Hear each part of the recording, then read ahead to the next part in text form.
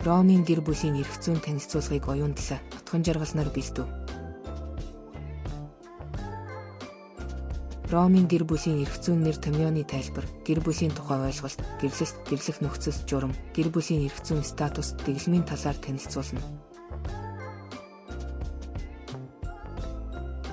Ромын фратрин гэр бүл үүссэн омог, овгуудын дотроос хамгийн боловсронгуй эрх зүйн дэглэмтэй, омгуудын холбоо мөн бөгөөд манайхан нэг гэр бүл, нэг эхнэр нөхөртэй байна. Дигестийн 23-ын Медистиний томьёосноор гэр бүл гэдэг Бурхны болоод хүмүүний жам ёсны эрхээр холбогдсон эхнэр, нөхрийн хамтын амьдралын зүй ёсны нийгмэл холбоо гэжээ. Дигестийн 50-д Улпианы тодорхойлсноор гэр бүл гэдгийг бид уг шинжээр нь авч үзэхдээ тухайн үрхийн эзний тэргүүний захиргаанд багтаж нэгэн гэрийн дотор хамтран аж төрж буй нөхөр, эхнэр, хүү, охин, ач нарын хамааралт холбооны цогц орчин гэжээ. Агнат гэдэг нь нэг үрхийн доторх цусан төрлийн буюу үрхийн тэргүүний засаглалд дор тухайн гэр бүлд багтаж буй үрх гэрийн үндсэн гишүүдийг хэлнэ. Харин нэг үрх гэрт амьдраагүй, тэр айлын бүрэлдэхүүнд багтаагүй, эсвэл үрх тусгаарлан салж гарсан боловч тэрхүү гэр бүлтэй цусан төрлийн буюу төрөл садны ойрын харьцаатай хүмүүсийг когнат төрөл гэж нэрлэнэ. Ромын анхны хаант улс буюу манай эртний өмнөх 8 дугаар зуунд монгам буюу нэг эрэгтэй, нэг эмэгтэйтэй холбоотой байхыг. Энэ нь бүлгээс үл хамааруулан зохицуулттай бол индгаан буюу гэр бүлийг тодорхой бүлгийн эрх ашгаар дотоодод баталгаажуулдаг ёс гэх ойлголтууд байжээ. Ромын эрх зүйн гэр бүлийн мөн чанар нь тэр үеийн нийгмийн онцлогийг тусгаж байсан хөгжлийн түүхэн үе шатыг үндэслэн хуваагдсан. Common marriage гэдэг нь гэр бүл эцгийн буюу нөхрийн засаглалд тулгуурласан заншлын эрх зүйн дагуу бий болсон гэр бүлийг хэлнэ. Энэ тохиолдолд өрх гэрийн эд зүйлс юмсыг зарцуулах эрх хязгаарлагдмал байна. Харин сайн many marriage өрх гэрийн гишүүдийн эрх тэгш байдалд үндэслэн шинжтэй. Гэр бүлд хязгаарлалт тогтоосон байх ба эхнэрт нөхөр бэлэглэх хөрөнгө тустай байна. Өрх гэрийн аж ахуйг эрхлэхэд гарах зардал нь нөхөрт ногдож, гэр бүлийн эд хөрөнгийн үнэлшлийн асуудал яригдахад тухайн эд зүйл нөхрийн мэдлийн гэж тооцогдно. Гэр бүлийн ойлголт нь түүний гол нөхцөлийг тодорхойлдог шалгуур шинжийн онцлогоос хамаарч Ромын эрх зүйн хөгжлийн үе шат бүхэнд өөр байсан. Гэр бүл эхэндээ зан заншил, эд хөрөнгийн шаардлагаар нөхцөлдөж байснаа хөгжлийн явцад ёс суртахуун, эрх зүйн шалгуураар баяжиж өөрчлөгдөж иржээ. Ромд гэрлэлт бол гэр бүл болсны баталгаа мөний хувьд эхнэр нөхөр байхын их сурвалж болдог. Энэ нь өрх гэрийн амьдрал бий болж оршихын анх дахь чиглэл үр үндэс юм. Ромын гэр бүлийн эрх зүйд заншил үндсэн их сурвалж байсан. Харин гэрлэлтийн тохиролцоог эмэгтэй нь 12, эрэгтэй нь 14 наснаас. Энэч сүү өгөх зэрэг эд хөрөнгөөр тохиролцоог эмэгтэй нь эцэг эхийн зөвшөөрлийн дагуу хийнэ. Хамгийн гол нь овгийн бусад заншлын шаардлагыг хангах ёстой байжээ. Ромд гэр бүл болохын тулд хэд хэдэн хуулийн шаардлага байжээ. Тухайлбал овог заншлын шаардлагын дагуу ах дүү төрөл төрөсөд болон овог удам, ойр төрлийнхэн дотроо гэр бүл болж болдоггүй байв. Нэр төр язгуурын шаардлагын дагуу чөлөөт иргэн боолтой, сенатын охин чөлөөт иргэнтэй гэрлэхийг хориглоно. Цаг хугацааны болон бусад шаардлагын дагуу гэр бүлийн амьдралын хугацааг нарийн хатуу хязгаарлаж тогтоогоогүй боловч нэг жилийн дотор эхнэр нөхрийн гэрээс 3 хоног дайжин гэртээ ирээгүй бол гэрлэлт цуцлагдаж дахин шинээр гэрлэх боломжтой болдог байжээ.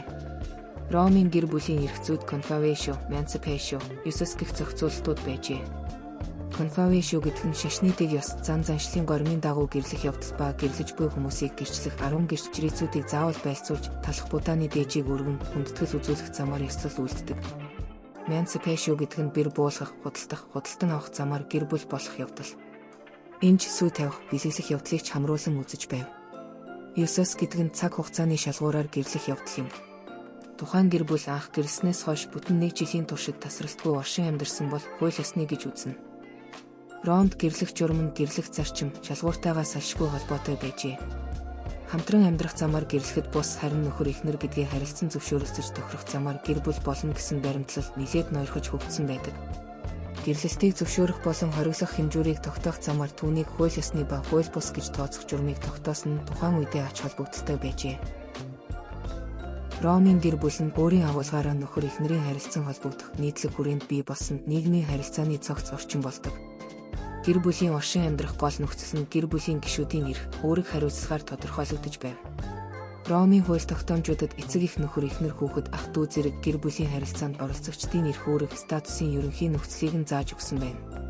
Нөхөр эхнэрээс давуу эрхтэй байж өрх гэрийн аж ахуйг эрхлэн, түүний бүх өмч хөрөнгийг өөрийн үзмжээр захиран зарцуулах эрх мэдэлтэй байжээ. Ромын өрх гэрийн аж ахуйг эрхлэн захиран зарцуулах эрх мэдлийн хуваарлалтын хувьд эхнэр нь хүүхдээ тэжээнд тэтгэх үүрэгтэй. Нөхөр шаардлагатай бол эхнэр хүүхдийг боол болгон шийтгэнэ. Харин эхнэр нь нөхрийн охины адил статустай байгаад зогсохгүй. Гэрийн доторх ажил төрлийг зохицуулах, хүүхдийг асран хүмүүжүүлэх зэрэг үүрэг хүлээнэ. Хүүхэд насанд хүртлээр эцгийн захиргаанд байж насанд хүрснээр эцэг эхээ хүндэтгэх, тэдний уг сургамжийг даах үүрэгтэн дээр тэдний эсрэг гомдол нэхэмжлэл гаргахыг хуулиар хориглоно. Эзэн хаан Августын үед нөхөр буюу эцгийн хариуцлагыг нэлээд өндөржүүлж өгсөн байдаг. Гэр бүл хууль бус аргаар салахад нөхөр нь буруутай бол эхнэр нь түүнээс эд хөрөнгийн хохирлыг шаардах хэрэгтэй байжээ. Эхнэр нөхрийн хэн нэг нас барсан байх. Эхнэр нөхрийн хэн нэг нь эрх чөлөөний буюу харьяаллын статусаа алдсан байх. Эхнэр нөхрийн хэн нэг нь итгэл эвдсэн буюу өөрийг тангаргаа зөрчсөн байх. Нөхөр нь урт хугацааны цэргийн албанд явах. Эхнэр нөхрийн хэн нэг нь удаан хугацаагаар олон жил хүнд өвчнөд нэрвэгдэх зэрэг нөхцлүүдийг Ромд гэр бүл цуцлах үндслэлд хамааруулдаг байв. Түүнчлэн эхнэр хүүхэд төрүүлэхгүй өргөөдлийн шалтгаантай үед гэр бүл салахыг зөвшөөрдөг байжээ. Гэр бүл цуцлах хугацаанд гэрлэлтийн хилцэлд хамрагт тусагдсан байхаас гадна эхэн болон дунд үедээ хөндлөнгийн оролцоогүй шийддэг байсан бол хөгжлийн цаашдын явцад эхлээд жрээцүүд гретор нарыг гэрчээр байлцуулах замаар зохицуулагдаж цаашдаа шүүхийн журамд шилжсэн байдаг.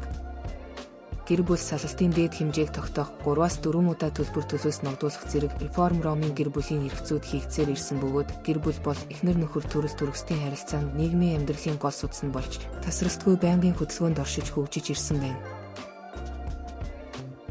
Ромын гэр бүлийн эрх зүйн тест бөглөж мэдлэгээ баттгаарай. Гэр бүл бол юуны нийлбэр цогц вэ? Когнат төрөл гэж юу вэ? Эхнэр хэдэн настай болох боломжтой байсан бэ? Нөхөр хэдэн настай болох боломжтой байсан бэ? Эндогам гэж юу вэ? Ромын гэр бүлийн эрх зүйн танилцуулгыг бэлтгэхэд Ромын эрх зүй, гэр бүлийн эрх зүй, гарын авлага, эрх зүйн ерөнхий онол зэрэг бүтээлийг ашиглав. Хуульч шууха Ромын гэр бүлийн эрх зүйн талаар танилцууллаа. Бидэнтэй хамт Ромын эрх зүй судлаарай. Хамтдаа хөгжицгөөе.